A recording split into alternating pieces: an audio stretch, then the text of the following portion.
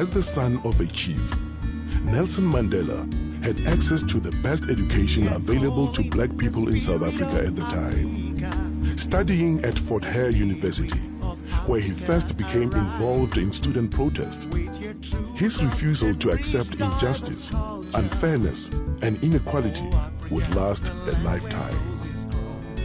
South Africa, 1941. In his early 20s, Nelson Mandela moved to Johannesburg, where he first encountered the racial discrimination that would later become entrenched in war by the apartheid government. Working on the mines and later as a clerk in a law firm, Mandela pursued his law studies and joined the African National Congress, the oldest black political organization in South Africa.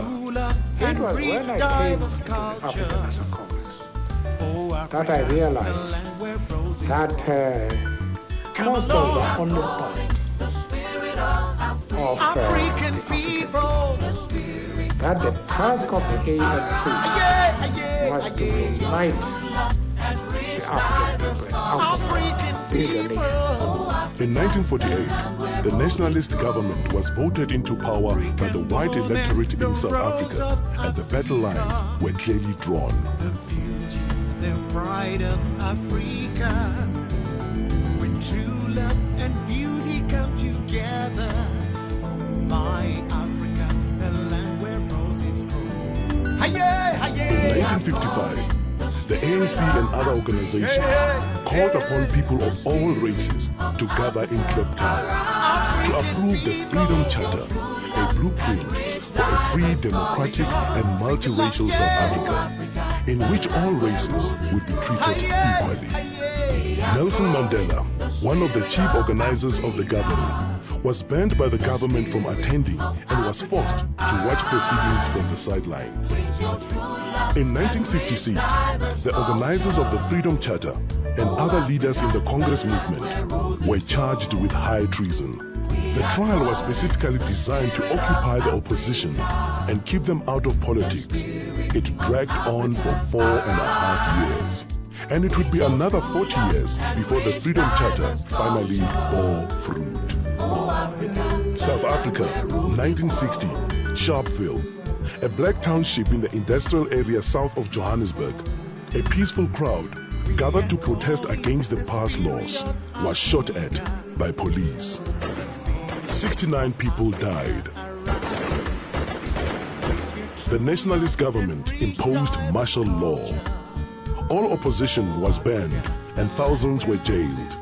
When it became clear that all means of peaceful negotiation had been exhausted, Mandela went underground to lead the armed struggle. We have made it very clear in our policy that South Africa is a country of generations. There is room for all the various races in this country. There are many people who feel that it is useless and futile for us to continue talking peace and non-violence against a government whose reply is only savage attack on an unarmed and defenseless people.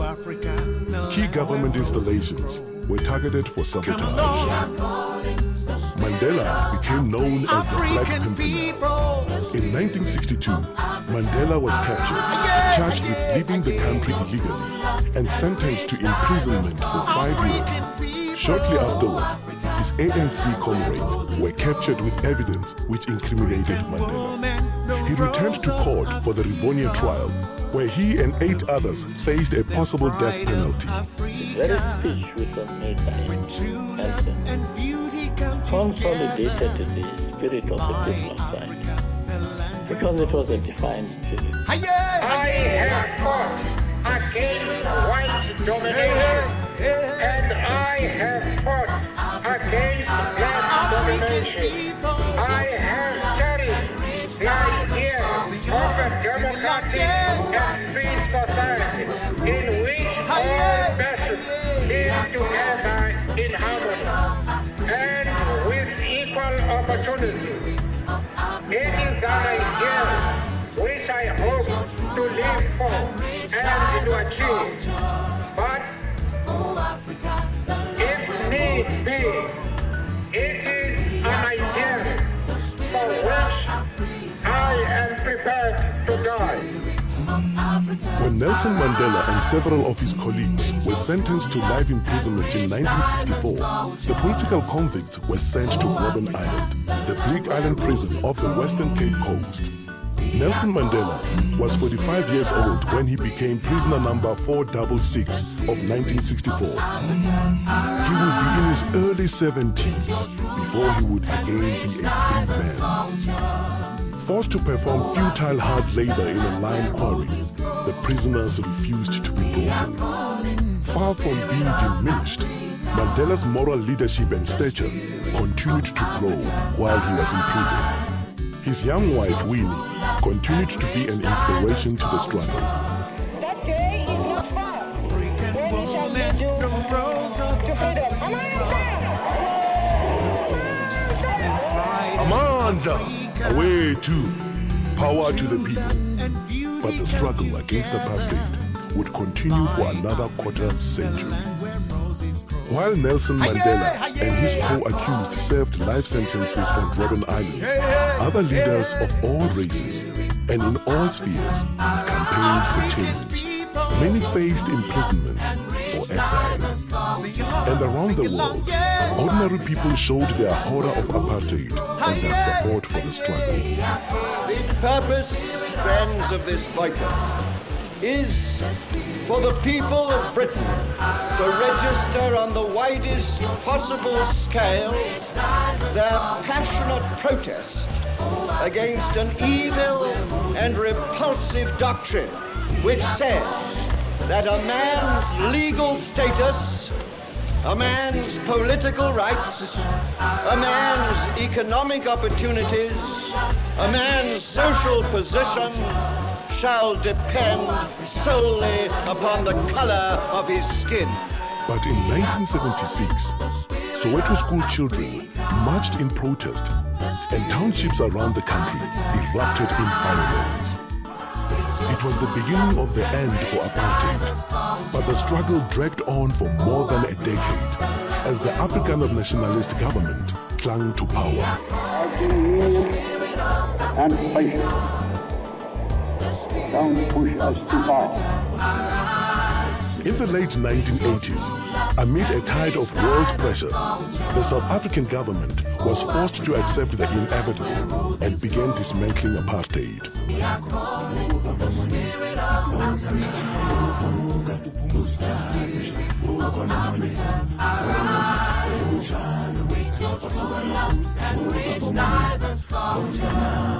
In 1990, at the age of 71, Mandela was released unconditionally.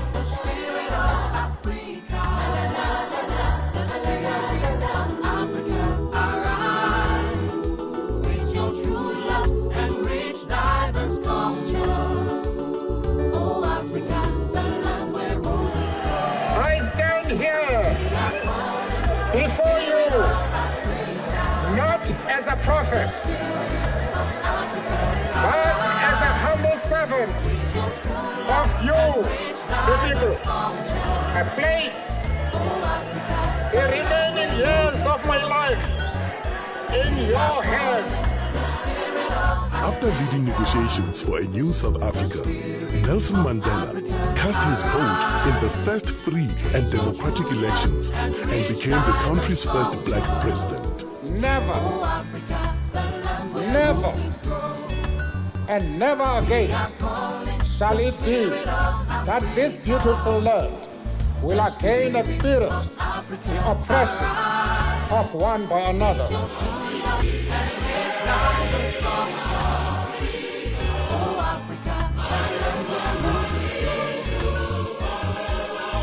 For the duration of his presidential term, and throughout what should have been a well-earned retirement, he has worked tirelessly to entrench the ideals he has so long stood for, becoming universally revered as an icon of leadership and humanity.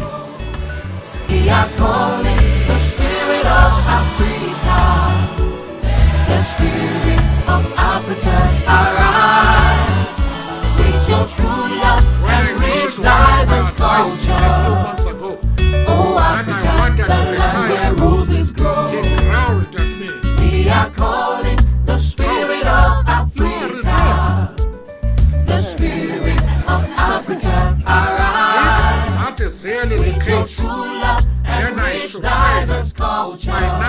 announce that I'm retired from retirement.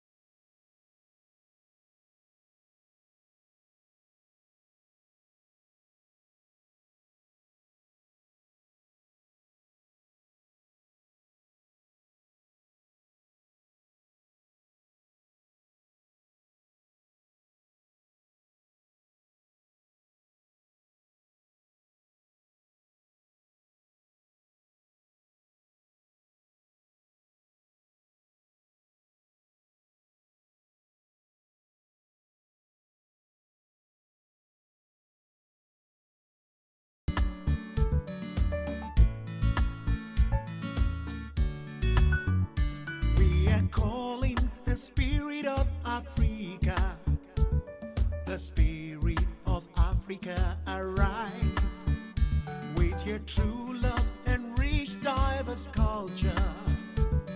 Oh Africa, the land where roses grow. Come and sing it. We are calling the spirit of Africa.